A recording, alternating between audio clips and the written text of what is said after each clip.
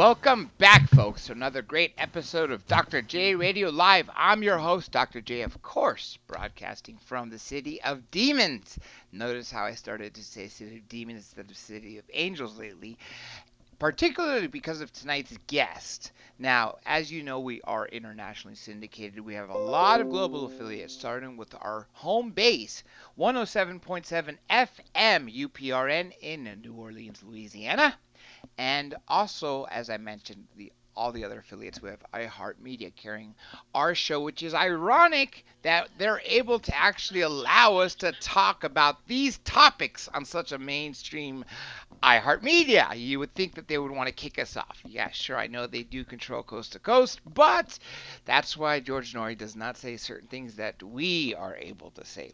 Anyhow, one of the networks that you guys gals probably know of that has followed me around for years, that has carried this show in the UK and EU, is Deprogrammed Radio, which also has terrestrial affiliates in London and Leeds. And when I say global, I literally mean global. I'm talking about Hong Kong, Canada, all across America. As I mentioned, the EU, UK, you name it, folks, there's a way for you to listen, whether it be through AM, FM, or online. There's multiple ways. And for all you fine people in chat, I want to welcome you back for joining us in and always being here and being very loyal listeners. And for that, you guys, that's why I always give you guys all private shout-outs or personal public shout-outs at the end of the show. Now, today, we're going to be talking about a topic that we don't cover very much on the show, as much as it should be covered, because it's something I absolutely love to know more about. And as a matter of fact, we've had guests from both ghost hunters and ghost adventures, and many of you probably have heard of TAPS, the Atlantic Paranormal Society. Well, our guest today was one of the core members of TAPS, along with his wife. And I'm alluding through hints by not saying his name. That way you guys have a chance to check out the site, drjradiolive.com, or any of the social media promoting him to see who he is. If not, well, then I might as well spill the beans right now. His name is the one and only Keith Johnson. Keith, welcome to the show. Well, thank you very much for having me. It's great to be here this evening.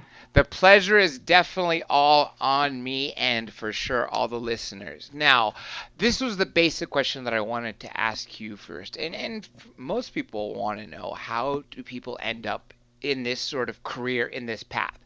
How did you find yourself involved in paranormal and particularly demonology?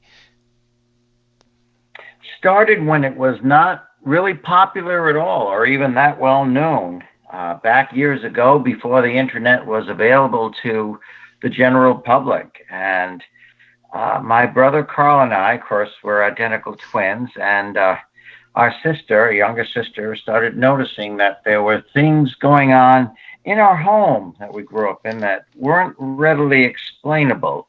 It wasn't constant, but every once in a while something would happen that there really was no explanation for. And my parents didn't have an explanation for it. So we just became vastly interested in what was going on. I heard noises outside my window. One time my mother was about to drink a glass of water and the water vanished as she put it to her lips. And just little things like that here and there, things appearing and disappearing, not constant, but just very strange things. And that whet our appetite for anything unusual and anything strange. So we started exploring. My brother Carl and I were in our mid-teens, and it was mainly my sister and my brother decided they were going to explore some of the activity in our home by communicating with it. And what better way to communicate than with a Ouija board? So they took out the Ouija board and began communicating, and that's really set things off. It escalated. We knew that we'd caught somebody's attention, and it wasn't all good. It turned out it wasn't all good. And we became very fascinated. Carl and I became interested in human spirits, the realm of the angelic and the demonic. We started studying about that. And I began really, really feeling called that I feel I should be helping people who are having problems with these things, these hauntings. I really feel that I should be doing that. I should be doing this for an unselfish purpose. And there was really no way to do it, really no way to do it. How do we get the word out to do it? So I prayed for an answer. Well, in our 17th year, Carl and I attended a lecture at Rhode Island College. We're from Rhode Island. And we went to see Ed and Lorraine Warren, who we'd never heard of before, and they were called Seekers of the Supernatural. We found their lecture fascinating, especially when they spoke about the inhuman spirits, the demons. And after the presentation, we met them. In fact, my brother, because of his questions, met them before the presentation was over. And we became lifelong friends with them. While we were there, we were invited to lecture at the local paranormal group, which is called Parapsychological and Investigation and Research Organization, PYRO for short. And we soon became members of that, and that's how we joined our first paranormal investigation group, and that's how we started. I have a question, but before I even get to the question, which I'm going to come back to, we have an interesting comment here, which comes from Lasha Senyak. She says, I know everyone knows not to be using that board. What's your take on that? Because we've had Father Jack Ashcraft on the show and other people who say that this will invite, even Tuesday's guest, Dr. Louis Turry, said that this will invite malevolent beings into your home if you're not, or around you, if you don't know what you're doing. But other people, a great many people, find that it is a very crucial tool in contacting or communicating with those on the other side. What's your take on that, real quick? I've known people that have used it for years and apparently had no real problem. I've also known people, Sandra and I have met people that have used it once and have a multitude of problems. The fact is that it's opening a door of communication with an unseen world, and the danger in it, the true danger, I believe, is that you're asking to communicate with this through your body, and that, of course, is mediumship. Yes. Yeah, you're putting your fingers on the planchette, and at best, you're asking an unseen entity, and you don't know if it's good or bad. You're asking an unseen entity, please move my fingers against my will. Don't possess me, but use my fingers against my will, and please communicate, and then leave peaceably. And of course, it doesn't always work out that way. And at the worst, you're inviting something to take over your motor control from within, to actually use your neuro impulses to move the planchette as it guides the answers. That is considered an invitation in the spirit world when it gets to the demonic spirits. They do take that as an invitation. They could already be there, but that, so to speak, opens up the portal even further. By giving them, like you said, permission, the invitation is permission to say, come in. Now, this is the question that I wanted to ask you is, before you started using this Ouija board, that you, your brother, and your sister started noticing something going on in your home, did you figure it out or think it was either a ghost or a poltergeist? And if so, what's the difference?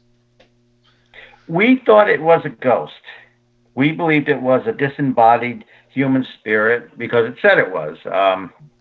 We asked its name, and it spelled out Sylvia, the name Sylvia.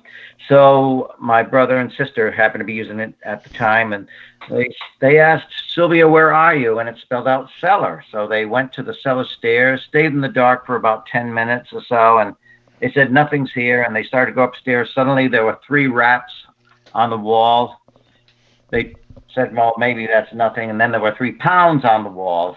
Repercussive pounds on the wall, so they figured that was Sylvia actually communicating with them.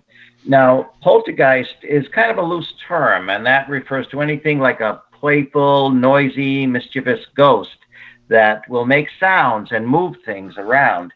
Of course, when there's demonic activity, that is poltergeist activity, although some people don't look upon it as a true poltergeist.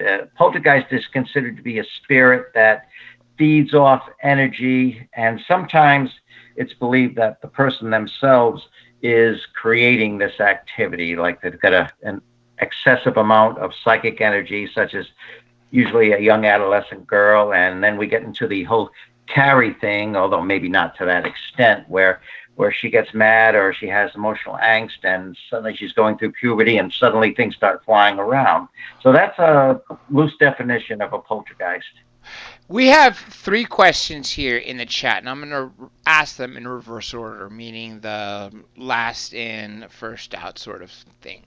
Carmen Smith says, was that your first encounter with an evil entity? I believe my first encounter with an evil entity occurred when I was 5 years old, and I heard laughter outside of my bedroom window. That's what I believe to be my first encounter with an evil entity. I do believe that, of course, I was around 5 years old when the water in the glass my mother was drinking just vanished. So I believe that was my first encounter with an evil entity. Later on, though, I do believe that Sylvia was not what it pretended to be, or she pretended to be. And I do believe that was an evil entity as well. Now, here is, I'm going to mix these questions up to make sure that the 2 that are, because another one came in. Let's go back to MacArthur Lewis Saint. Says, can dowsing be used to communicate with ET? I believe it can, yes. Yes, I believe that dowsing can be used to communicate with ET. However, also there are many very deceptive entities out there, and it's just, be careful what you wish for, because you may get contacted, but you've literally opened up the genie's bottle there. Here is 2, it's actually a question and a comment. This is from Lasha Senyak. It says, ever notice that all the black-eyed children always ask to come in? Mm-hmm. Yes. I personally have not I've seen black-eyed people, but I've never met one of the black-eyed children. But yes, that's what they do. They ask to come in. They ask to be invited in. They ask for permission. Yes, now, that is their modus operandi. And that's what I would think would be the case, is obviously what you said, like, again, earlier, invitation, aka permission. Now, this is Lasha's comment. I'm going to read it word for word. I've heard that when a demon infests your home, it has to be born into the environment, so people often hear the sound of a baby crying at first, then it grows up. What do you say about that? Well, certainly it could use that. But I think that is a matter of its deception. It may use that because there is a cosmic law that a demon has to announce its presence, and it has to announce what it is. Someone may not recognize that announcement, but it has to announce what it is, and perhaps by crying, that means it has entered, although it has existed for eons before. It's not newly created. It has existed before many, many years, and so that's probably a way of announcing its presence. I'm here, so, Now, before I get to these other 2 interesting things I wanted to ask you, is there are several cases involving Ouija board that either go good or bad, and there are multitude of cases of people talking about them. But this one that stuck in my head that I saw Unsolved Mysteries quite some time ago. I don't know the name of the lady. It was, I believe, in the 1920s.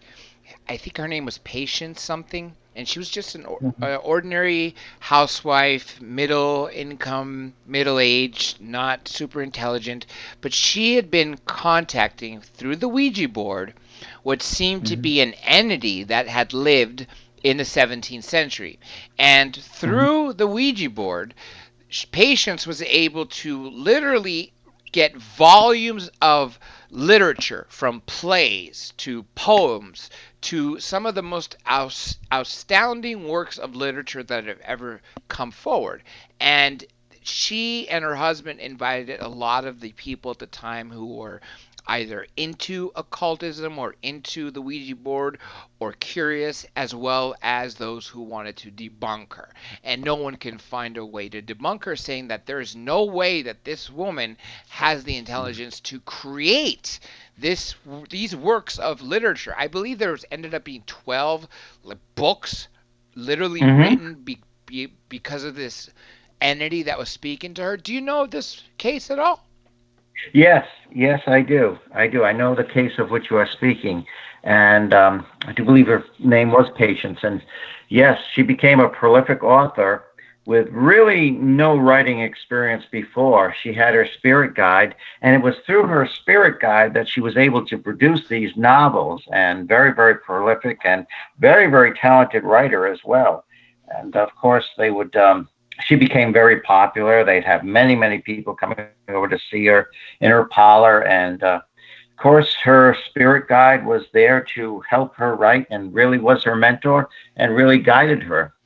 So she did produce quite a bit of literature through that spirit guide. I got to tell you, Keith, I'm very happy that you know exactly what I'm talking about and who I'm talking about, Patience, because I've always been trying to find more information about this case after I've seen it Unsolved Mysteries, but no one seemed to know what I was talking about. But you do, so I got to applaud you for it. Now let's get to some more questions since they are lining up in the chat. And always for everybody listening, remember, your questions come first. The guest is for you guys. The show is for you. It's not for me. Sure, it's got my curiosity in it, but definitely it's for you folks. So, Carmen Smith, was that your first encounter with an evil entity? No, I think we already asked that one, did we? Right. Okay, then let's go to this one. Cody Desbians. If you could give any words of advice to the new investigators coming into the field today, what would you call, or what would you tell them? And it's Cody from TAPS. Yes, and Cody is a wonderful friend. He's a great guy.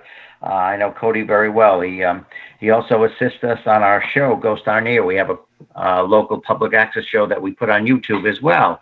So hi, Cody.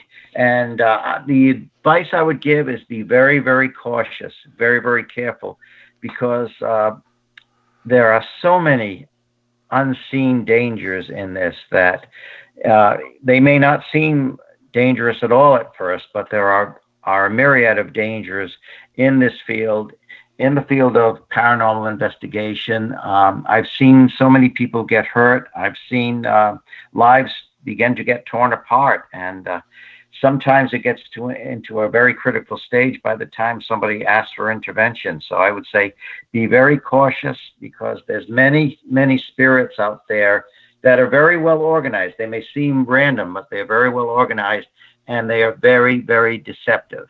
That is the main danger in this. I definitely agree. I would think they would want to be deceptive, especially if they're the malevolent kind, because they would want to show you that they're being nice when, in fact, I would think the intention is to infest not just your home, but your body and those around you. And this, absolutely, yeah, and that's why I love this field and I find it so fascinating. I was able to get you on the show because demonology and all of the paranormal I've always believed to be connected, even with the extraterrestrial stuff, with cryptozoology. Anything paranormal to me comes under the same umbrella. Now, we do have, let's see here, regards to Patience, Lasha says, didn't that Patience lady also find and live with a different family from hers or something? And then she says, can't remember. I believe that may be true. She was guided in various ways, and this spirit, which was supposedly a human spirit that had lived before, had all this knowledge and was guiding her. She became very, very dependent upon this spirit. So she did travel at one point and went from here to there, and I'm not sure how much connection she had with this other family, but it did guide her quite a bit, and she took the advice of this spirit she took it to heart and became very, very dependent on this spirit, which I believe was the boy. Yeah. Oh, yes, for years.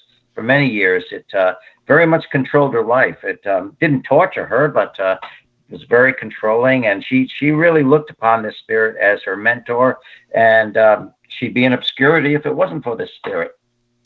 Now, Tammy, I hope I pronounced this last name properly. Is it Hopler or Hopler? I hope I said that.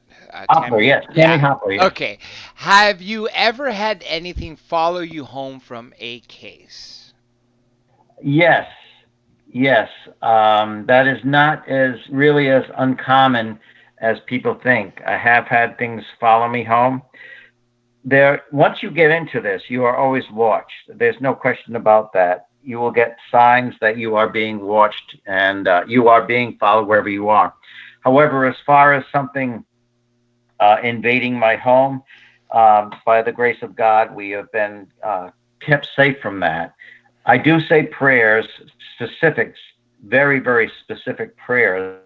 My team members as well in New England Anomalies Research, we all pray before leaving a site that nothing unholy will be allowed to follow us by God's will, only that which is angelic and of the light. So we do pray that only Holy Spirits will be allowed to follow us. But there's no doubt that we're being watched. We get evidence of that all the time. Now, this Cold Warrior actually mentions the last name of Patience. It's Patience Worth, and I believe that that's the right one. That is right. So thank you, Coldwater. Yes, that is the right one. Very good. Very good. Now, Michael Drayling, question. What is your view on the aliens and the reality of people from other worlds? There is a vast universe out there that has hardly been explored, and we've only glimpsed what is just a tiny bit of what is out there. But I do believe there are many other worlds, vast universe. But again, I have to say that there is also a lot of deception with that too. There are creatures from other dimensions. I do believe that these creatures are interdimensional, and but some of them are very deceptive, and they're not exactly what they appear to be. And the thing is that, as it says in the Bible, in 1 John, prove the spirits to see if they are of God. You have to test the spirits, and that I believe that goes with ET too. Test them to see if they are of God, to see if they are of a holy nature or an unholy nature. And that's the approach I would take. And I would like to mention that I did get followed by a green fireball once, years ago. Oh, yes, quite a few years ago. I didn't know what to make of it. A friend of mine was driving along Route 116 in North Scituate, Rhode Island, where we grew up, and suddenly I saw this brightness. It was a full moon, but this was a little too bright, and I look, and right over the treetops, there is a green fireball, and it's following our vehicle, and actually to the point where I was a little worried, and part of me said, gee, what a way to go if it happens, but hit by a fireball. But this was close enough to get me a little concerned, and it was following the same speed as the car was going, and I didn't know what to make of it. I assumed it was a natural phenomena, but then I realized, doing some research, that fireballs arc. They don't just follow people. This was very, very low down. It was maintaining. It wasn't burning out right away, and it stayed there for quite some time. And it was following our vehicle, and as if it was watching us, as if it was keeping tabs on us. I would think that having extra fear would drive these beings to feed off of it and come to you more. And going back to what you were saying earlier about the prayers, even with ETs, I know, speaking to many abductees around this world, that in the process of them being taken, that if they start to pray, many times these ETs do back off, which shows that they are not obviously here for any good purpose or are connected with some demons. Now, these questions are piling up. This is great. People are absolutely engaged in what you have to say, Keith. So let me find the next one. Let's see here. Kyle Kaczynski, what are the Mhm. signs of being watched by the demonic? Oh, hi, Kyle. There are signs that you are being watched by the demonic that can be recognized. And when I first started experiencing this, I didn't realize all the signs then, but I do now. And of course, years later, in retrospect, I do see what kind of spirits they were. Something knocking, three knocks, three knocks, that is a sign of the demonic, and that is mocking the Holy Trinity, Father, Son, and Holy Spirit. The three knocks, things happening at 3 to 3:30 in the morning. Now, of course, on the other hand, if you start obsessing over this, started thinking, oh, something's going to come in at 3 to 3:30 in the morning, you will automatically wake yourself up, and you'll have to go to the bathroom. And of course, that'll become a natural cycle. But things that are very, very natural, things moving in counterclockwise. Uh, you'll hear certain voices, but you won't be able to, like, some people refer to this as magical whispering, and it'll be voices. You'll be hearing them, but you won't be able to understand. It'll be like a conversation, a cacophony of noise going on, but you won't be able to understand it. Very, very adverse reactions to anything that's holy and anything that is good.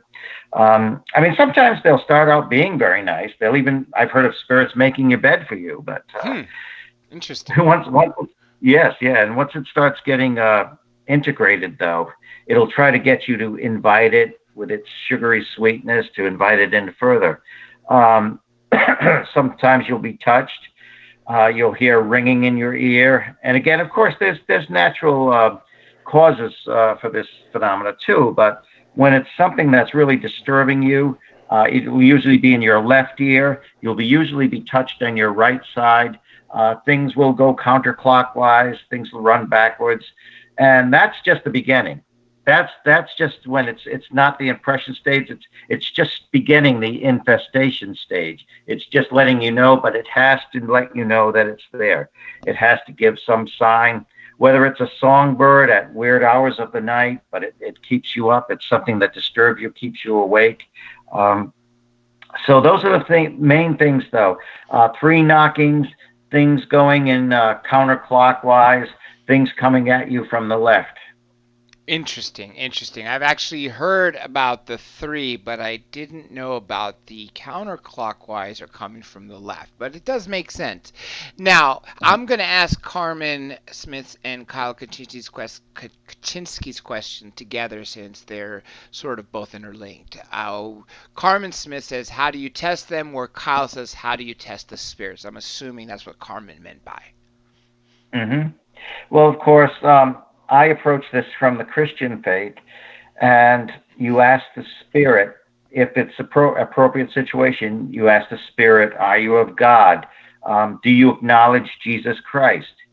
If it's an unholy spirit, usually it'll back away right then. It will back away at the name of Jesus Christ. Sometimes there'll be a violent reaction, but usually it will just right then it'll back away, and that goes for ET experiences That's too. what I was just gonna say when we were mentioning talking about prayers. Exactly that, Keith. I'm so glad you brought that up because that, and I didn't want to mention Jesus because people who are of other faiths, but it's Yes, certainly. exactly true. Like you said, when they are stuck to their bed, they cannot move, but their eyes are open and they see these small little gray beings or whatever they are approaching them, and they start to say in their minds, Jesus Christ, Jesus Christ, Jesus Christ, these beings apparently back off and no abduction occurs. Now, does it happen all the time? No, but it's happened enough times to where I've heard enough stories over the decades where I definitely think that that is. Some people even claim that these extraterrestrials are demons in disguise. I always thought that Hmm. was a very interesting thing. Now, here is Michael Drayling. Says Crowley was said to have opened a doorway. Have you heard about that? Yes, yes. He actually did have an alien friend himself, and he actually drew an illustration of this I alien was. friend that was a familiar entity to him. Yes, indeed. Yes. Yeah, the being was Iwas in Cairo, 1904, for those 3 nights, which looked like, really, if you change the eyes that he had drawn from human eyes. And here's the interesting story I've heard. This came actually from Richard Dolan. And what he told me was that originally, when he had drawn this being on paper, just black and white paper with the pencil, he had it drawn with large black eyes. And what would it be Mhm. like today, folks, if you saw that? It would look like a typical gray being.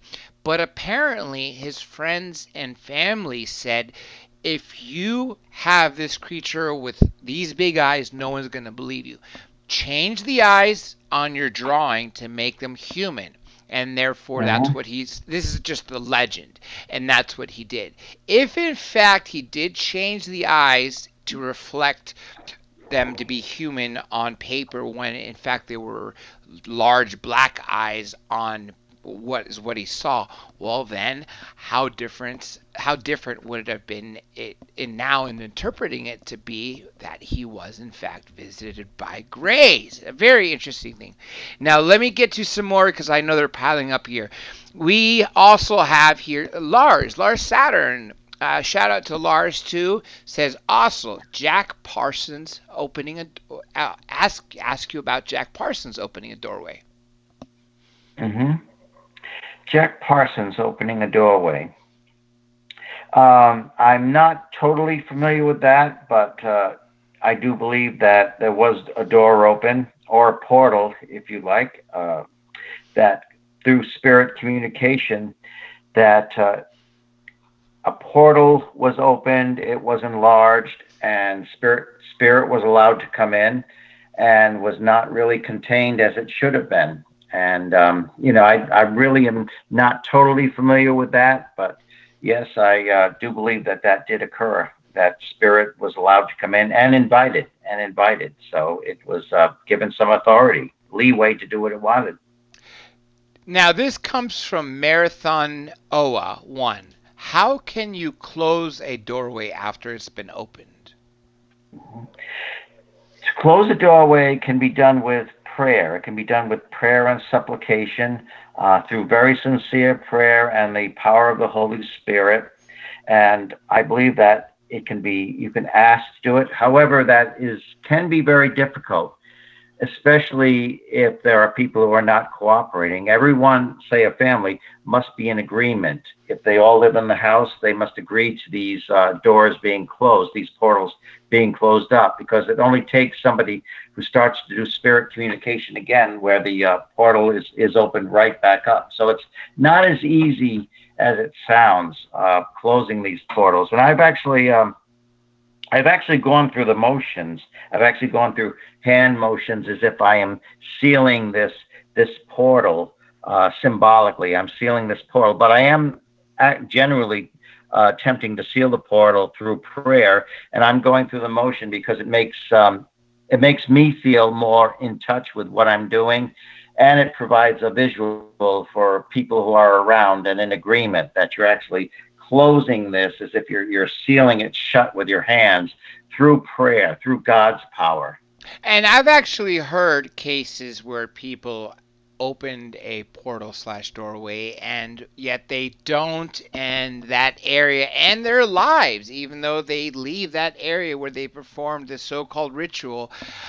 All of a sudden, all this negative, malevolent activity and beings start to harass them, sometimes to the point of suicide. And I'm not going to jump the gun and say, hey, the reason they're committing suicide is because of this, but I highly think I mean, this just correct me if I'm wrong, Keith, but I think there might be a high correlation of people committing suicide, going crazy, with the malevolent beings that come from these open portals that are not properly closed. Is that right? Or what's your take on that? Absolutely.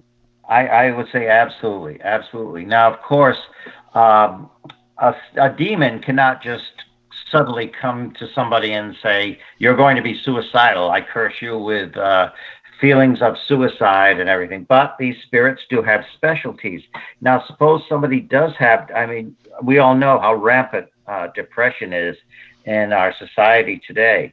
Suppose somebody is suffering from depression and they have a background in the occult, well, that spirit is going to pick on this person's weakness, this person's vulnerability. And it has no reservations of doing that.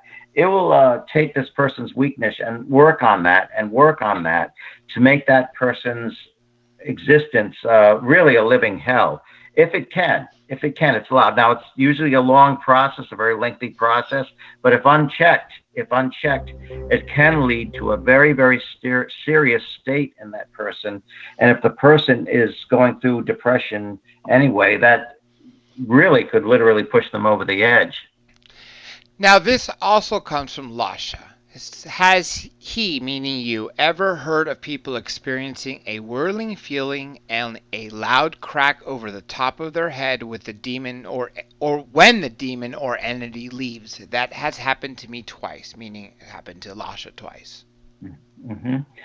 I've heard of something similar. Yes. Not that exactly, but similar. And that sounds very, very believable that a demon would announce its departure in that way when it leaves. Quite often there is a very noticeable change in the atmosphere that you're in a room that you're in when a demon leaves. Often the person will scream when the demon leaves. The person will just let their head back and just let out a terrific scream, which is the demon crying out because it is being exorcised. It's being forced to leave. And so, yeah, that crackling over the head, that does sound like it could be a very real phenomena, indeed. When you're talking about the demon screaming, in my mind, the first name or I guess you could say name of a type is banshee. I'm thinking of a banshee screaming, and I think that would scare the heck out of me. Now, this is also from Kyle. It says, Keith, I often hear ringing in both ears. Should I be concerned? Sometimes on the left. Okay. Well, the first thing I would do is, not jump to any preternatural cause or supernatural cause. What I would certainly have it, if it becomes disturbing, where it's actually interfering with your activities of daily living, I would certainly have that medically checked out because obviously there are a lot of people with nerve conditions that could, such as tinnitus, buzzing or ringing in the ear. I would certainly have it medically checked out. But if there's no medical explanation and it is happening according to the sign, the leeway of the demonic, then you might want to wonder about, could it be a spiritual cause? And I would have that checked out as well. Now, Carmen Smith says, how do you get rid of a demon? There are various ways of getting rid of a demon. The first way is to not want it. Is to totally not want it.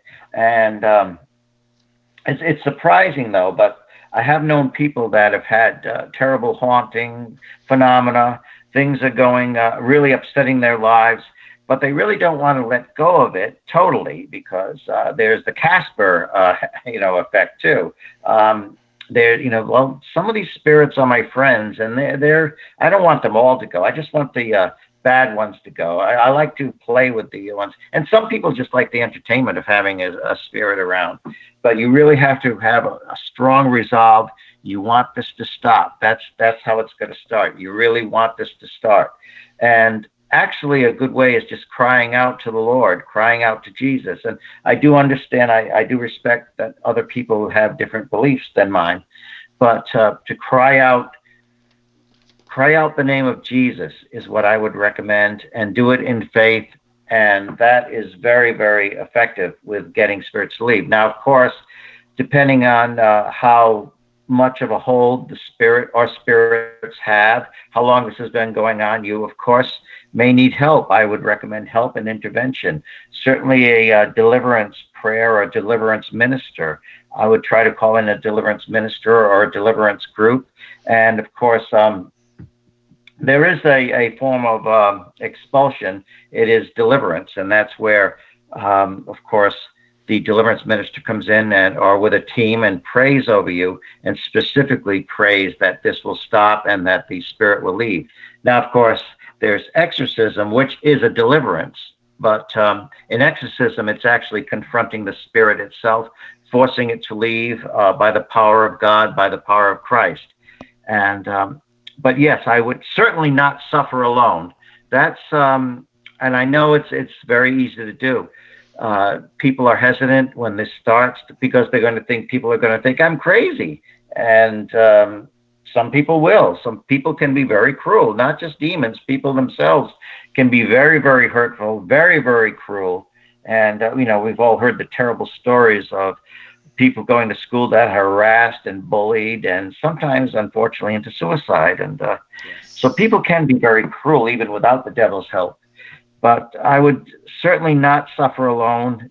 I would certainly seek help as quickly as possible to get this eradicated so that deliverance ministry or team can come in and do some interventions. Well said. And I've actually spoken to a couple people that do exorcisms, and that one of them is Father Jack Ashcraft, and the other one is, I believe, is Bill Bean. Are you familiar? Oh, yeah. Yeah, so you know them both. I know Bill, yes. Bill's a friend of mine, yes. He's on he's your coast, too, right? Mm-hmm, yes, indeed.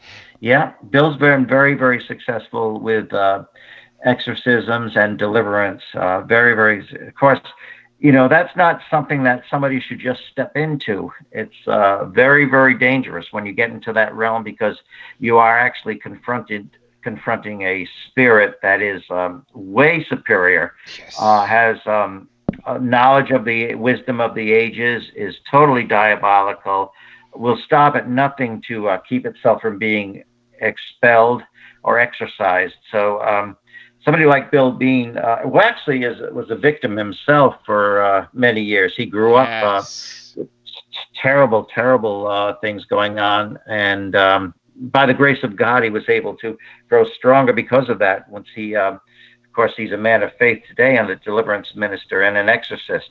But this is very, very dangerous. I know I've conducted exorcism. I've been involved in exorcism.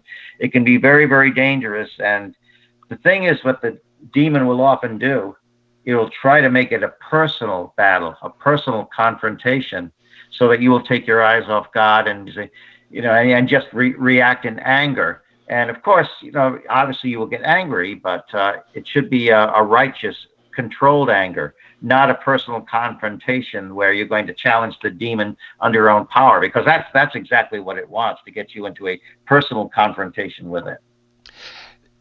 This next question is actually something that I wanted to ask you, but Lars Saturn actually beat me to it.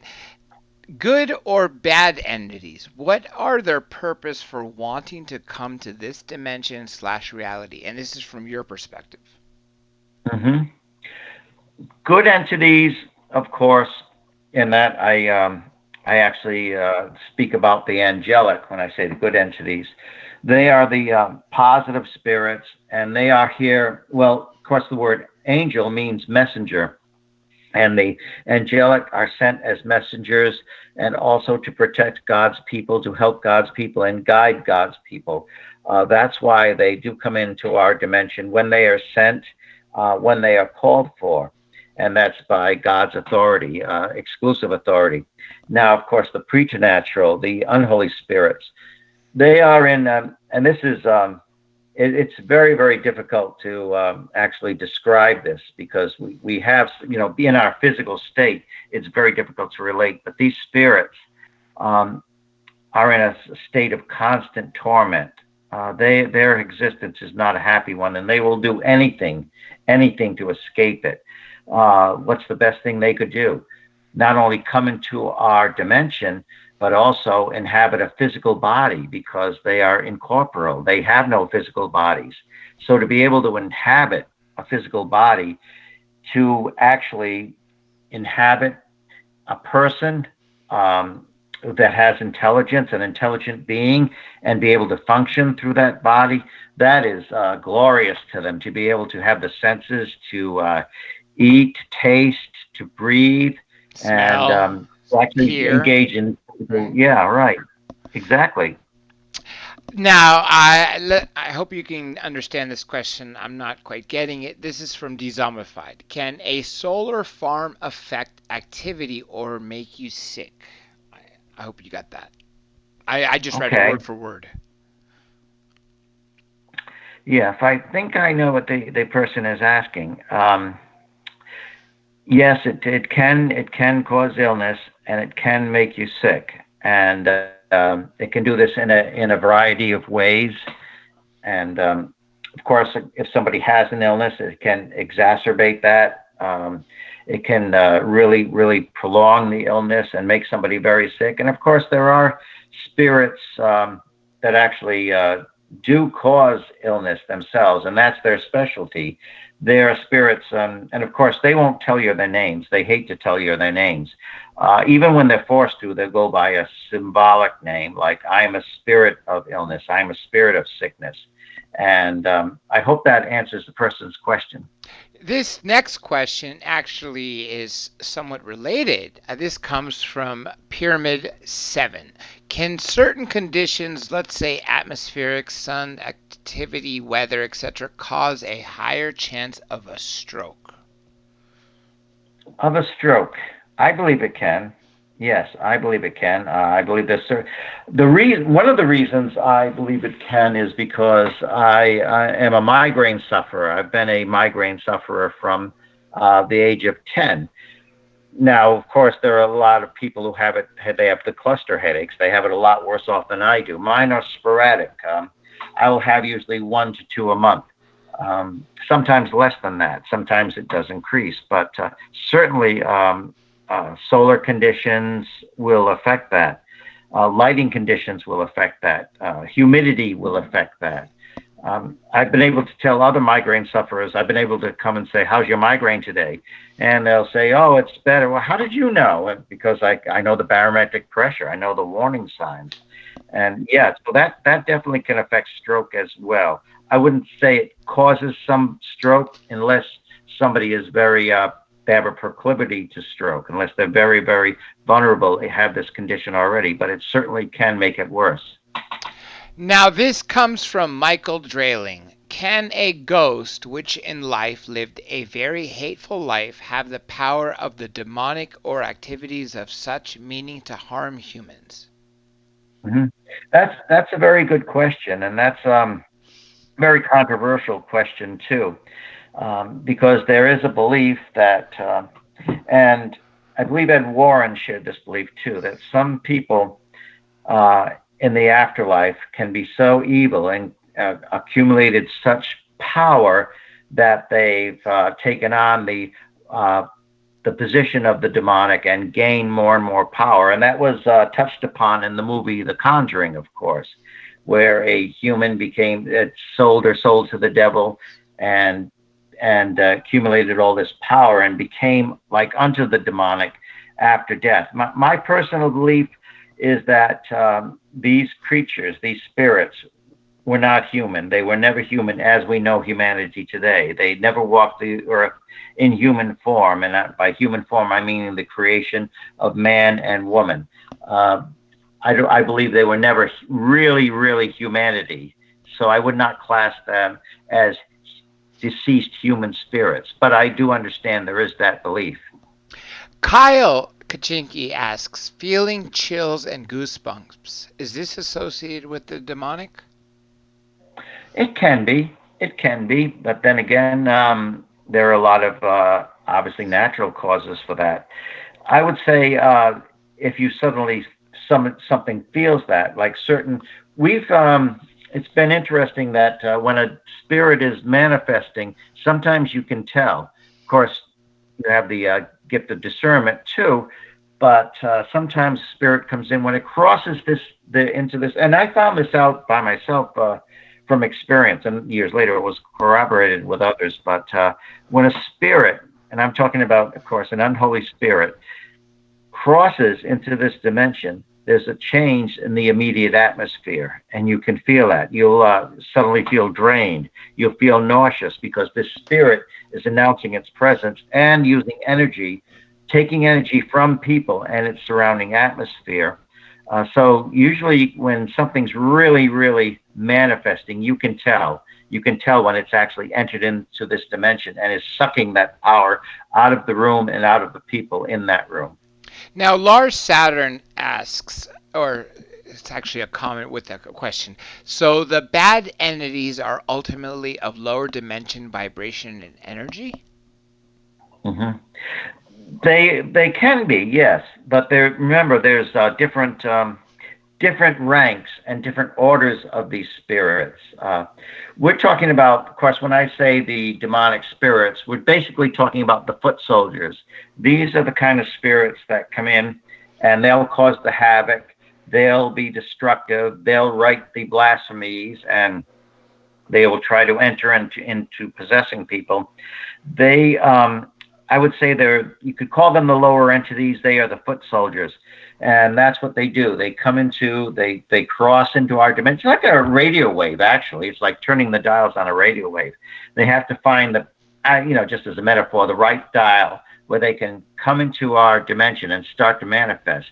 But I know they are spirit beings, but there is no way they can perform their physical acts without some physical altercation. They have a physical change. When they come into a room, they've got to get this energy to manifest, to do anything. So you will actually feel that disturbance in the atmosphere around them. And they're obviously unholy spirits. So you will feel this is not right. You'll just feel this is not a right thing. Something unholy. As some people explain it as somebody just walked over my grave, kind of that kind of feeling, a sudden chill. But it's something, something is really wrong. Instinctually, you just know. Mm-hmm. Now, this next question, I know the answer, and you sort of touched on this earlier, but for the listener, Kim J, I'm going to ask it. Are all ghosts really demons? Personally, that's what I believe. Yes, I do believe that. Like Sandra and I say, I know it's not always a popular opinion to have or a popular belief, but Sandra and I are not big on human spirits. So we do believe that all ghosts that do these ghostly things that frighten people, or maybe are very, very sickeningly sweet to it, to put it that way, very sweet. I do believe they are actually spirits, demonic spirits, posing as human spirits, and they can be very tricky. I mean, they have the wisdom of the ages. They lived in the 16th, 17th, and 18th century. Lived in their sort of existence. They were around then, so if they possessed a certain person that lived and died in the Civil War, they'll have all that person's information and be able to use it. That's why I say they possess the wisdom of the ages. Now I'm going to get to the two questions. One that I've asked you before we came on air, and I wanted you to repeat it, and the other, which I haven't brought up yet. Have you ever come across a spirit or a ghost of an extraterrestrial on this planet? Well, of course. Mm-hmm. I mean, where else are you going to go? Mars? I mean, literally. Have you ever heard or seen yourself or come into contact with an ET ghost? I believe that ET, their manifestations are very ghostly. So yes, a ghostly ET. I haven't seen a specific ET, but I do believe ET are very ghostly, and they have very ghostly attributes. Some physical, but again, they can be interdimensional beings as well. So they may seem like very, very physical beings, but there is a very ghostly component to them as well, very, very spirit-like, and they frightened a lot of people. They're not really that comfortable a manifestation, and I don't really know a lot of people who say, "Oh, I like being abducted. I like my ET, and he's a good friend of mine." But I've actually known some people who have had communication with ET, and suddenly it takes over their life. And I've actually known a couple of them to actually go under possession from communicating with their ET friends. This is the other question that I didn't ask you before that I always like to ask people who are in contact or go into places that are haunted and interact with ghosts, poltergeists, spirits, etc. Have you yourself or anybody you know have ever come across one that is speaking or writing to you, or it can't be writing, but speaking or making noises of a dead language, meaning something that was hasn't been spoken on this planet for 1,000, 2,000, 5,000 years? Well, that is possible, but I can't say definitely that I've heard an unknown language. I've heard language that I can't decipher, but it could just as well, to me, it sounded like English, but English spoken backwards. That's what it basically sounded like to me. I can't say it was a dead language, and it's, it would be very, very convenient to have somebody who's very, very proficient with these ancient dead languages, and of course, a dead language is not necessarily a language that is not spoken anymore. It's just that it's not used in daily conversation usually, like Latin, for example. That's right. I would certainly recognize Latin if it was spoken, but this was definitely not Latin. What I was hearing, it sounded more garbled and more like it was spoken backwards. It was some language, perhaps English, being spoken backwards. Very discordant too. That always reminds me of what I used to hear in the 80s, people saying that if you play records backwards, that you hear red rum, which is murder, different things Yeah. like that. I really, to come across an entity that is speaking to you with the English language but backwards, I think that would scare the heck out of me. And nowadays, with digital recorders, I think it's just that much easier to play the recording in reverse. That way you could hear what it was saying to you, even though it was saying backwards. You could hear it in the way it was supposed to have been meant. Very interesting. Very, very interesting. Mhm. Now, Michael Dreiling has another. I hope I said Dreiling. It's not. Maybe it's Drailing. I hope I said this properly. Question: are there any books you would suggest for us to read for bettering ourselves so that we could see the signs as the world gets more evil or nearing the end? Oh, there are many, many books, many books on that. Yes, I would say any books by Bill Bean. He's written extensively about this, and I'm sure there's a lot. If I think of it and go through my list, there's a lot of them. Another one I would recommend is my friend Mark Hunneman. Mark Hunneman, who's a reverend, and he has written a book called "Seeing Ghosts Through God's Eyes." Seeing Ghosts Through God's Eyes, and that really hits the nail on the head. His comprehensive book on that by Mark Hunneman. So author Bill Bean and Mark Hunneman, and also a friend of mine, David Mance. He has written a book about. He is good to look up because he has written a book about what can be mistaken for actual spirit activity, which has a practical origin or a physical origin, because there's so many things that can be mistaken for actual spirit activity, such as different medications the person is on and so forth. So he's written a book on that. Mold can affect people, cause people to hallucinate. Something that my wife Sandra is because she's can't join us tonight because she's down with a headache tonight from eye strain from work, but she's done a lot of research on temporal lobe epilepsy, TLE.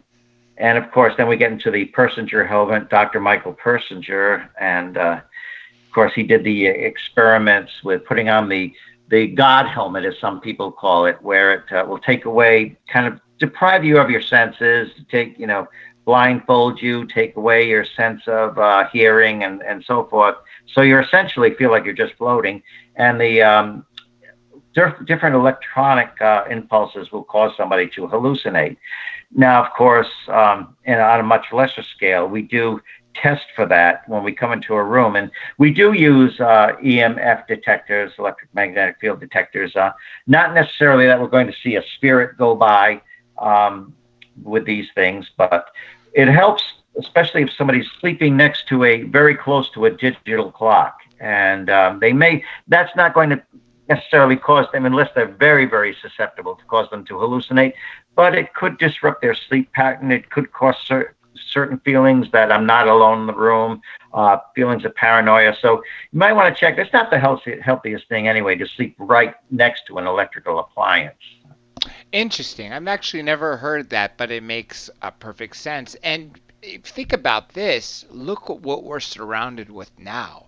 Go back 150 years, you would have no radio waves, nothing electronic around you, at least nothing Yeah. artificially created. Right. Just there's so much, and that's why I like to look at cases from the past, because there was nothing like this that could explain it. But also at the same time, the people then openly believed in elves or fairies or Mhm. trolls or things like this, and it's like it just existed to them, and they knew about it. They knew that they lived there, or they came from up here or up in the sky or this cave, and just stayed away from them. It'd just be very interesting to get a glimpse into that time in those certain areas. Now let me get to whose question was next here. I want to get to the right one. You did mention this garbling noises that you heard from one, and I think it's Lasha's question. Here it is. Is it like speaking in tongues? hmm It is very similar to speaking in tongues. However, when I've I've been in a room where people are speaking in tongues, it doesn't bother me. It can be very flowing, but this noise, like the spirit voices, that kind of sends a shiver up your spine. It's just something that's discordant, and it doesn't have that melodic flow to it. It's just something that sounds very mocking. That's how I would describe it. Very, very mocking voice. And interesting, of course, when I was 5 years old, I first started hearing these voices. But then 10 years later, when I was 15 years old, I began hearing these voices outside my window, and I'm wide awake. I know this is happening, and there's a thunderstorm outside. There's a lot of energy around, and these they came closer and closer till finally. And it was only years later that I recognized the symbolism of this. When they came to my bedroom windows, of course, we had three windows in our bedroom.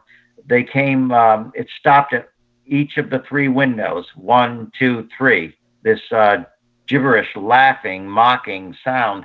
And I could actually hear it splashing around in the rain. And it came to one window, then it came to the next, then it came to the next, all three windows in succession, and it was moving in a counterclockwise direction as well. So it had the three and the counterclockwise. Yes, yes, and it was very discordant too. I didn't understand the significance of it then, but of course, soon I did. With a matter of years later, I realized there was something to this. Yeah. Kyle Kaczynski's question says, let me read this whole thing properly. During my readings in the book Deliverance from Evil Spirits, I read the eyes roll back and go white is because of the demonic avoiding looking at you and getting help. Is this true? Yes, yes, absolutely. Good question. That is very true. Often the eyes will roll back, exposing the whites. Um, Now, of course, in the movie The Exorcist, and of course, a lot of that obviously was Hollywood, with the head spinning around completely. Mm-hmm. But there is some significance to that. You see the eyes rolled up, and in cases of possession, I've also seen one victim. This young man's eyes were darting around. I mean, he would look at you, but not if you started speaking to him or doing any kind of taking authority. He would look away. So his eyes were darting around. So you really couldn't. He wouldn't look at you for very long at a time.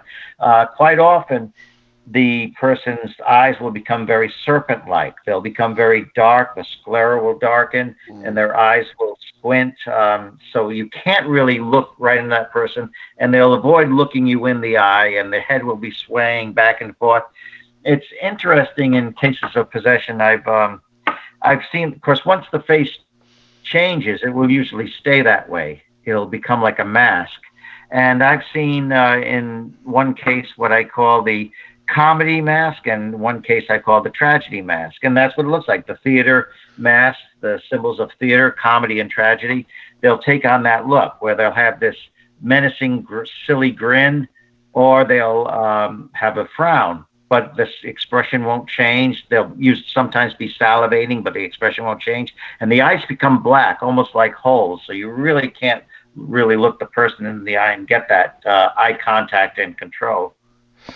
Michael Dreiling asks, you already mentioned the books, Bill Bean being one of the authors. Wants to know the author's name spelled, please. I know the other book you said is Seeing Through, I think you said God's Eyes by Hanneman. God's Eyes, yeah. Can you spell the last name for the listener? The yes. Yep. It's Mark, M-A-R-K, and Hanneman is Hunnemann. Hanneman. Hunnemann. And Deliverance from Evil Spirits, that's by Dr. Francis McNutt. So that's a very valuable book as well. McNutt? Yes. Got it. I'm going to write those two in the chat for everybody here. Let me see who else we have before I get to some more of my interesting questions here. Pyramid 7. Can you please ask him about colored LED light healing therapy? LED lights healing therapy. I'm certainly not an expert at that with LED lights healing therapy. I know that they are very powerful lights, and they can really be used to advantage usually in the fog, cutting through fog, whereas normal headlights have more difficulty with that. But LED lights healing, I'm not really familiar with that. But then again, I would approach that with caution. Anything that has to do with mind control or new age or something like that, there could be beneficial properties to that. But when you're surrendering your conscience, that can be very dangerous when you're surrendering that control. Usually people are doing healing with an altruistic purpose, but I personally would have to do a lot more research on that to be able to fully honestly comment on that. No problem. As long as we're acknowledging everybody's questions, and that's what we're doing, we can do is answer to the best of our abilities. And especially with you having so much experience, and this is why I was looking forward to speaking to you, because truthfully, yes, I've spoken to people who are involved in exorcisms, like I mentioned, Father Jack Ashcraft and Bill Bean, and other people who are involved in paranormal studies, but nobody who really could have the title of a demonologist. This is really interesting. Okay, here we go. This is Lasha's, another question from Lasha. Is it possible for a demon to become trapped in an object? Yes, it is. It is possible, although usually a demon will just attach itself to an object. There could be reasons why it's presumably trapped there, but usually it's intentionally attached itself to a certain object, and for a purpose. Maybe that object has some kind of energy. My brother Carl and I worked on a possession case many years ago in the 1980s of a 14-year-old boy who was going under possession, and nobody really had sat down with him and asked him, how did this start? So, because everybody's afraid to be in the room alone with him, but he was a good guy. He didn't deserve what was happening to him. So I sat down with him in his room, and I asked him, can you tell me why this happened? Do you remember how? Well, he says the first time he remembered, he was about 6 years old. He happened to be walking through a cemetery with his family. I guess they were on a Sunday picnic or something, but it was on a Sunday. He was walking with his family. He saw a glove laying on the ground. Saw a glove there, and he just picked it up out of curiosity, and something grabbed his wrist. Ooh. And from then on, something was attached to him. It followed him home. Now, this is an innocent boy. He didn't deserve this, but something followed him home. Now, we don't know where that glove came from. It could have been used in some kind of profane worship, or it could have been placed there by a spirit, hoping to get a victim. But for whatever reason, a spirit was attached. Now, they don't really possess objects, they possess people, but it was attached to this glove. And by picking it up, it got a victim, like a fly in a spider's web. And it became attached. And years later, he started going under possession. And in that same case, there was a woman who was actually performing. She was in the religion of Santeria, the way of the saints. Yes, she's in Santeria. And she was performing the exorcism. She was the exorcist. She herself went under possession during the exorcism. And her familiar spirit lived in a little black Buddha. It was a little painted black Buddha statue in the room. And she said her familiar spirit lived in there. That's where her helper spirit lived. Now, of course, I don't think it was really living inside the statue, but for some reason it was attached to that statue. And that was her point of contact where she derived power from that statue, and the spirit would go into her and take her over. I've always heard, well, not always. I mean, I've only had a few people talk about this, but like you said, not necessarily objects, people, of course, but locations, haunted locations. And this is my question before I get to other people. I'm sure you've heard of that too, right? Can you name some that are notoriously haunted? And if they are, is there any way they could? Is there an exorcism that could be performed there to get rid of these entities in these locations, or are people just sort of, I don't want to say the word screwed, but avoid these locations? Well, there's, I would say in Exeter, Rhode Island, there's the Ladd Center, formerly the Ladd School. Now, most of the buildings have been torn down. Most of them no longer exist.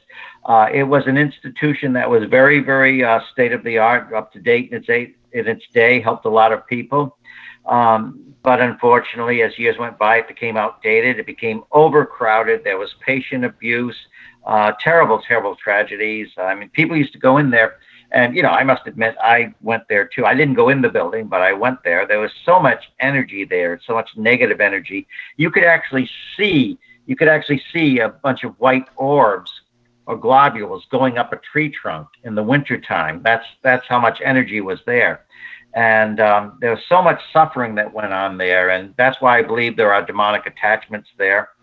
There are cemeteries, especially here in Rhode Island, where it has a reputation for vampires, because that was actually a practice in New England and concentrated in Rhode Island, where in the 18th and 19th century, people, when one family member after another was dying of a communicable disease, such as tuberculosis, for example, they would call that consumption because the person was being consumed.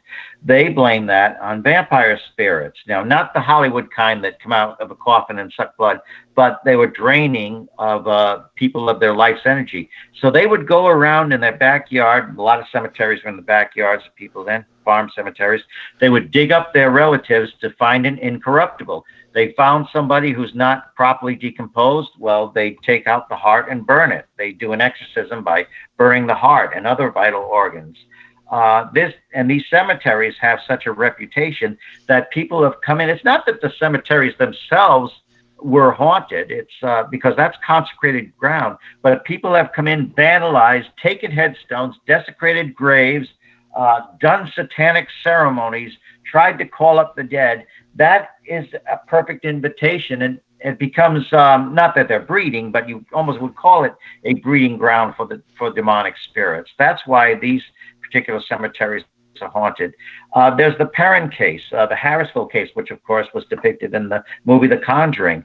My brother and I were actually involved in that case back many years ago. We were the ones that alerted Ed and Lorraine Warren to this case, and Ed and Lorraine Warren came to assist on the case, but we're the ones that called them in. PYRO, when I was a member of Parapsychological Investigation and Research Organization. My brother Carl and I and our chairperson Donna were the first people on the scene to help the Perrin family.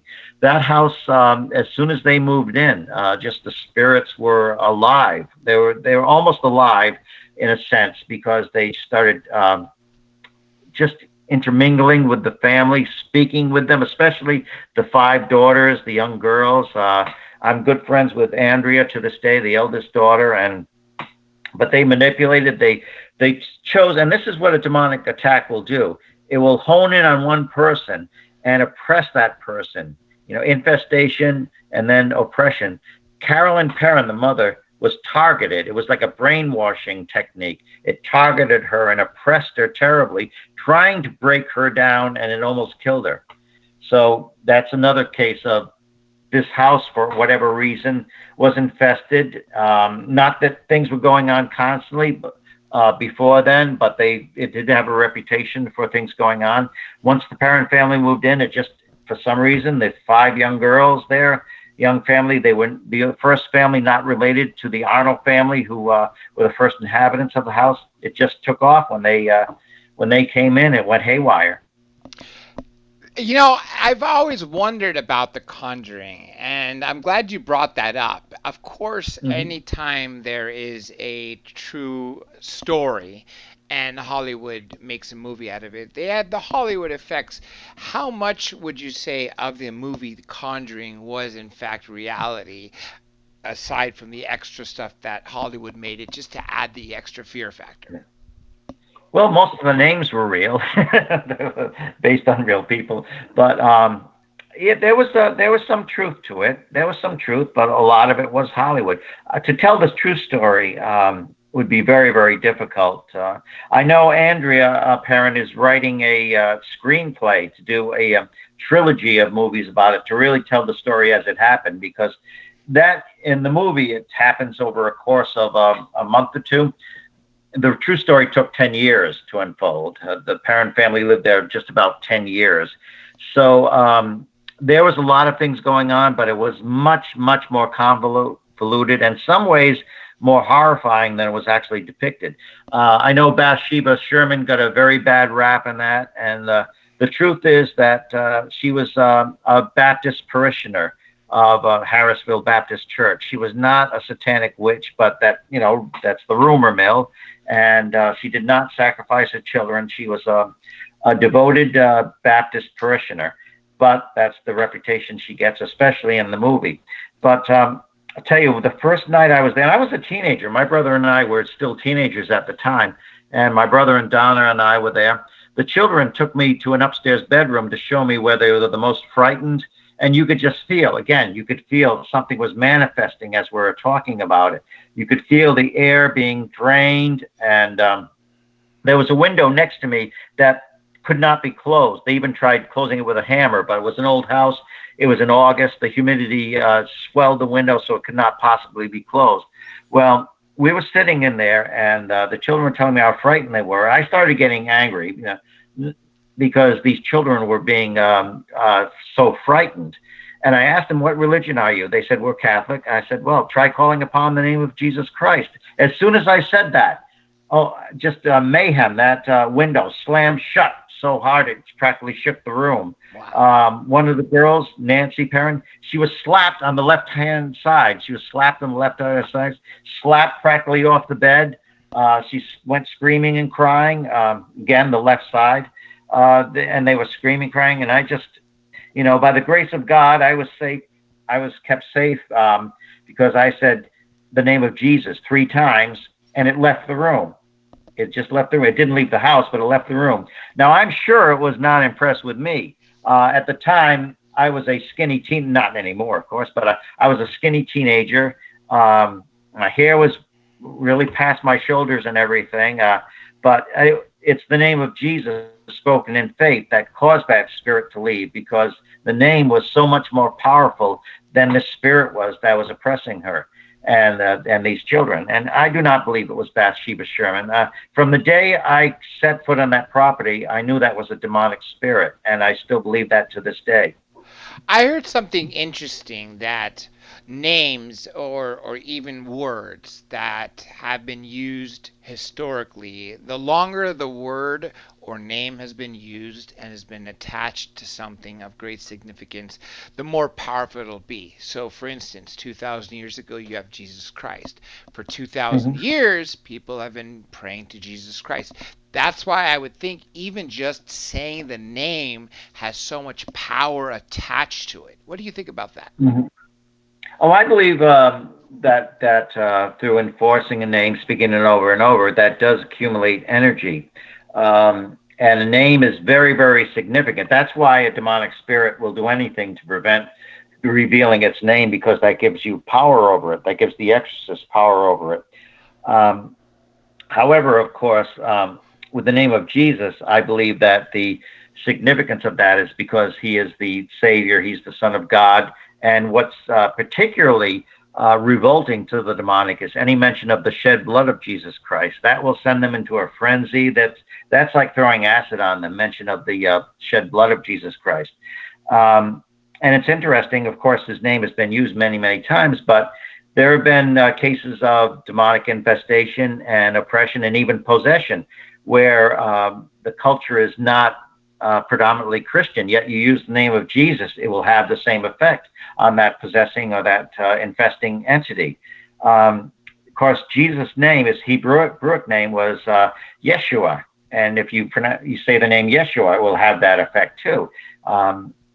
Jesus is the Greek derivative of the name Yeshua. So that the name Yeshua, his original Hebrew name, will be effective as well.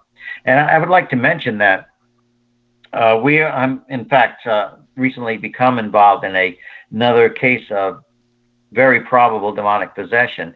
My teammate Dave and I were on a case just the other afternoon, and the first time we were in the house, and there is a young woman that is very, very oppressed there. As soon as we walked in and sat down, she was feeling fine. But as soon as we sat down, she started becoming ill. She started feeling very, very sick because I believe it was the fact that we were surrounded by the Holy Spirit. We were surrounded by angelic protection. We didn't mention anything to do with religion at all, but we just sat down. As soon as we sat down, she's listening to us, and all of a sudden she starts becoming ill. She had to run in the bathroom a couple of times and start upchucking.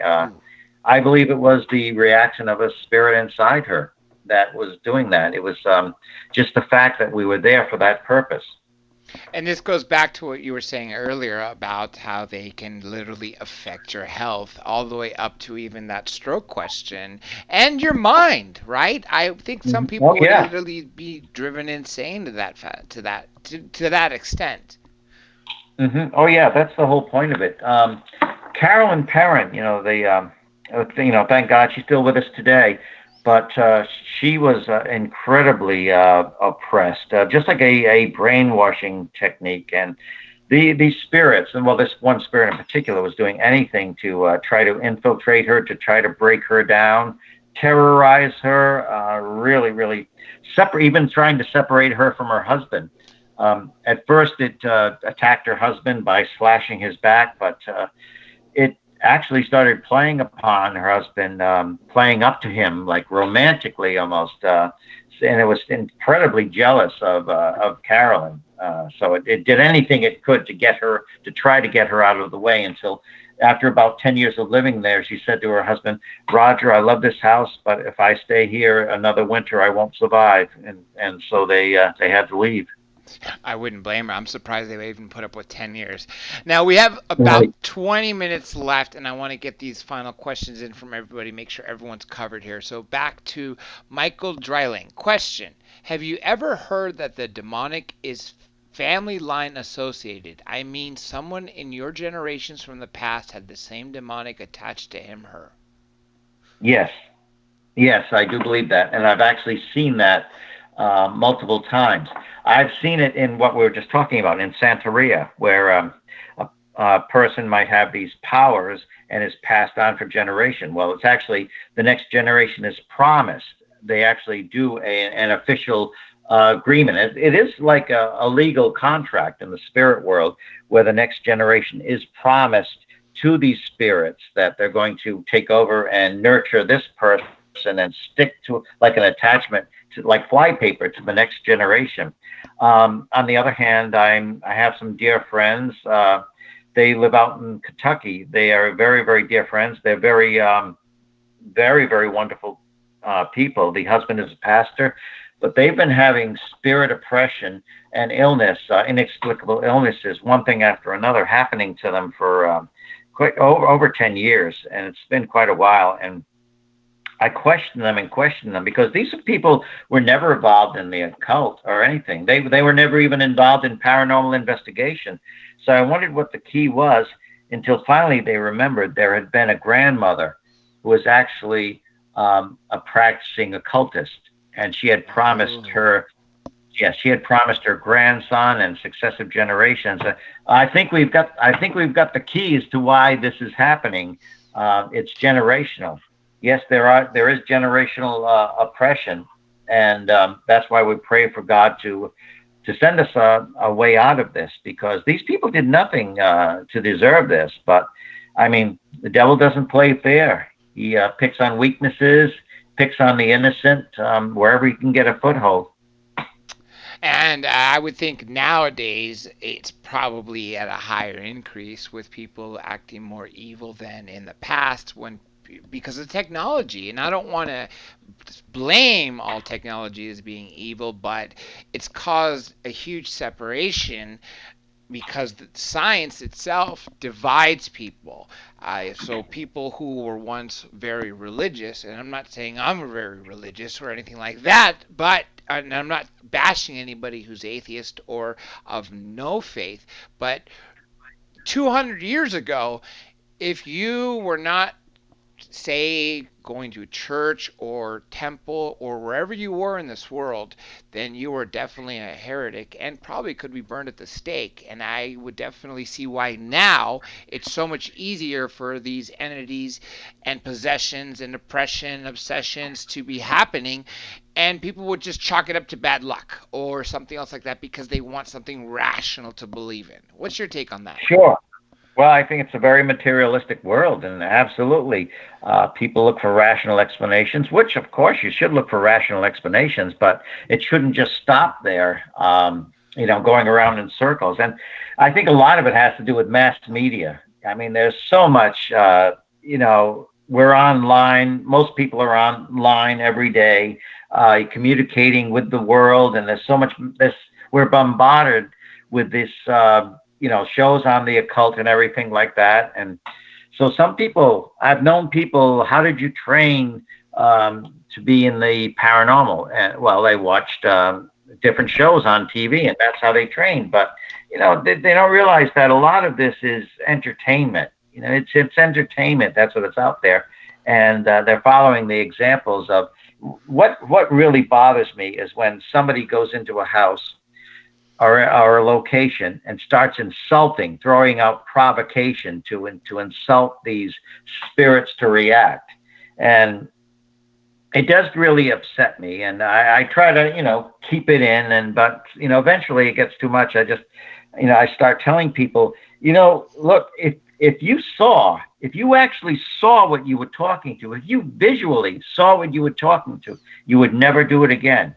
You would never do it again. You would step back and you would have respect. So, going in something you don't even know what it is. And of course, like I said, Sandra and I are not really keen on human spirits, but those who do believe that there are human spirits there, you're insulting somebody that lived and died on that property, somebody who had children or had lost their loved ones. You're insulting that person. And of course, if it's a preternatural spirit, which I personally believe, you don't know what you're dealing with. These things have the wisdom of the ages. You do not want one of these spirits after you. Trust me. They can make somebody's life a living hell. And, I do know people that have been, my family included, for spirit communication. All it took was several communications with the Ouija board till things really, really started picking up. And, I know a good friend of mine who's in the Deliverance ministry, like Mark Hunneman, Bill Bean. There's Dana Emanuel, my friend. She saw her teammates when she was a paranormal team leader. She saw her teammates being thrown around, attacked, and everything, and she realized that there is something not good here. It is not an altruistic spirit. This is not a good spirit that's helping people. And also, friend of mine, Laura Maxwell, who's in the UK, she got about as far involved in the occult as you can be, and still come out of it unscathed. She was into spiritualism and into New Age.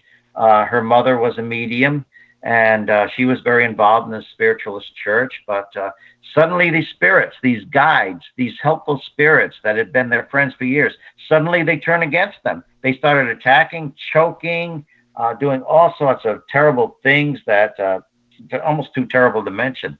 And they're crying out, "Why are you doing this to us? You're our friends." Well, no, they're not their friends. They've turned on them. These formerly helpful spirits, guides, are attacking them. And of course, Laura Maxwell is a deliverance minister today, and she seeks to help people who have gone through similar things that she went through because she understands.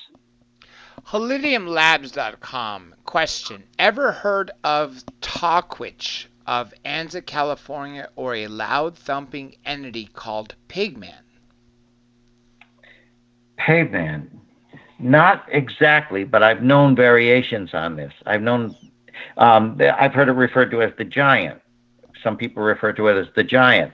And that's one of the manifestations that can be looked for demonic activity, a demonic presence. Now, usually it's pretty sped up by then. It's gone pretty far by then. It doesn't usually start out that way. But one of the manifestations is the giant on the roof. And I think this is similar to what she's referring to.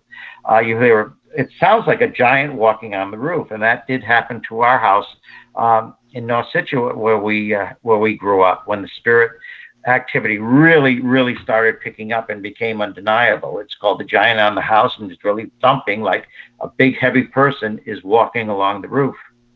Now, this question from Lars Saturn, I believe, goes back to when you were talking about the Conjuring, the home with the children. Slapping on the left side because of the left-hand path is the question? Mm-hmm. Yes, you can call it the left-hand path. It's, of course, that's a figure of speech that has been used in ceremonies, of course, and the left-hand God, the left-hand path. That's a certain, of course, to me, I would recognize that as a sign of a preternatural spirit. But yes, it could be known as the left-hand path, and of course, that's what Crowley would often follow, the left-hand path as well, made some reference to these things. And if I remember correctly, but yes, the left-hand path has been spoken about. I know Anton LaVey, the head of the high priest of the Church of Satan, would follow the left-hand path as well, as he called it. And he was a devotee of that. As a matter of fact, a recent guest wasn't a member of the OTO, which was Aleister Crowley's left-hand path group. Kyle Kaczynski has a comment. It says, God doesn't allow this to happen. People allow this to happen. What do you say about that? Mm-hmm. Well, it is true. It is true in a sense, yes. Now, again, my dear friends in Kentucky, they did nothing to deserve this, but they didn't allow it. It was an ancestor of theirs in a past generation that allowed it in. I mean, it is the whole story, whether you take that literally or not, it's the whole story of the Garden of Eden. The serpent tempted Eve, and she succumbed to that. She yielded to temptation. Again, the spirit of the serpent could not just suddenly possess her and cause her to do this against her will, but it deceived her into complying, so it became like her own idea. And of course, then the man sinned because he was not deceived, and Eve was deceived. Adam was not deceived, and he submitted anyway. So, yes, people bring this in. They allow it to happen. And sometimes there's the law of invitation where somebody's actually invited it in. Or there's sometimes somebody's in the wrong place at the wrong time. And it just happens because a past generation has invited it in. I believe that was the case with the so-called Conjuring house in Harrisville, Rhode Island. Michael Dryling has another question. How do you prepare when you go to address the demonic? Is there a cleansing process that you perform beforehand? What we usually do is prepare ourselves for going into situations like this. We usually spend some time in prayer, and not that I always do this as much as I should, but if it's a really heavy case, I do spend a lot of time in prayer. And of course, reads passages, scriptural passages, such as in the New Testament, Ephesians 6. Ephesians 6 talks about the armor of God. St. Paul's letter to the Ephesians, he talks about the armor of God, putting on the helmet of salvation and the sword of the Spirit, and so on, these analogies. But when you do this, and you do this in faith, these demonic spirits will actually see you covered with that armor. Now, I don't know if they literally see you wearing armor, or if they see it as some kind of protective glow, but they will sense that you have that protection, that spiritual armor on. Also, Psalm 91 in the Old Testament, in the book of Psalms, Psalm 91 can be used as a wonderful, wonderful prayer of protection. So we do prepare ourselves. If it's something really heavy where you're going into actually an intervention, especially a deliverance, it does help to spend some time fasting. If your health can support that, it does help to fast for a certain amount of time. It doesn't have to be a long time, or it could be a lengthy time, but however much you feel led to abstain from food because you're filled with the Spirit instead. Speaking of the armor, let me find it real quick. There was a very interesting comment before I read the question, and this comes from Kyle. He says you can put on the armor of God, and you could find that in the Bible, and that's exactly what you just mentioned. That's why I thought it was very relevant for me to mention his comment when he was responding to Michael. Now, his question says, I've read stories from Ed and Lorraine Warren that the demonic can make rocks and boulders fall from the sky. Is this true? That is true. It is very unusual. A lot of times when strange things fall from the sky, sometimes it has to do with atmospheric pressure, or there's been a tornado and things are moved, or high winds and everything. But yes, rocks can be made. It's very unusual, but that can be made to happen. Whether actually that's when you get apports, when they've been apported, and then again, it's very, very strange how this is done, but somehow it's almost like the transporter on Star Trek, to use an analogy, that where these solid objects will be reduced to energy and brought to another location, and that rocks will actually be dropped from the sky simply out of nowhere, or other things. Sometimes it's not rocks, sometimes it's substances that are much more disgusting, such as feces or urine will suddenly appear during a case of demonic attack. Usually it's gotten pretty far by the time this happens, and it's very unusual, but it does happen. It is a real phenomenon, yes. We got about 5 minutes left, Keith, and so let me ask you, and this has been really great because literally for the last hour and 40 minutes, we've been having questions from the listeners, and they've been very, very engaged, as you can tell. Now let me go to something I've been waiting to ask you. Have you seen any aberrations or demons yourself, and what types of demons have you seen, and what do they look like?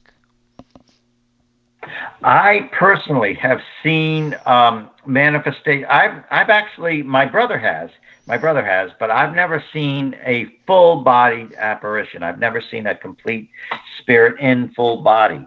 I've seen a demonic face appear on someone. Of course, I made mistakes when I was younger. I did things I wasn't supposed to be doing, and fortunately, I had Christian brothers and sisters who helped me with that. But helped me, see that how dangerous these things are. But I was doing some psychic experiments when I was a young teenager, and I did see on a girlfriend of mine, I saw her face started to appear on her face, and that was a demonic manifestation. Then the same thing started happening with me. I tried to make it happen with her. It did happen with her, but then it started. It wasn't even in my control. People would see this and scream when they saw me. I didn't know when it was going to happen, but unfortunately, that did stop through prayer and intercession.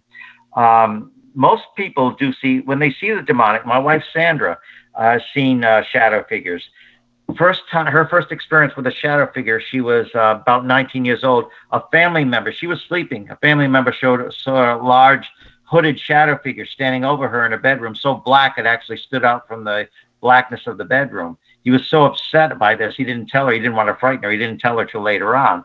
But she herself has seen the ball kind of, like the bounce kind of things. It can be called a blob. Sometimes people refer to it as a blob, or it's kind of a smoky black blob that bounces around. My brother's seen the smoky wisp that in the Conjuring house actually started coming straight for him. But I have seen, like, it took on semi-human features, but it was not a complete figure itself. I would assume, and you mentioned this earlier, the smells too, right? I mean, I've heard people talk about sulfur, other disgusting smells that come from these beings, even if you're not seeing them. Like you just said, you could hear things and smell things, right? Sure. Sometimes that's how they announce their presence when they manifest. You'll smell the stench of sulfur, something's burning, sometimes excrement, and sometimes they can start out being pleasant too. It can smell like certain aromas like flowers and everything, but most of the time it's not associated with the demonic. And if it is pleasant, it doesn't stay pleasant for very long. One last question, and then I'm going to ask you to plug in your stuff. This is Kyle Kaczynski. Is it true that feeling cold is the presence of the demonic? It can. Of course, there can be natural explanations for that, but when it's the demonic, usually it'd be a sudden cold, very sudden, and it feels like it's just draining the heat right out of you from inside out. That's the spirit taking energy from the atmosphere and from people's bodies. So yes, a sudden, really intense cold can be the demonic.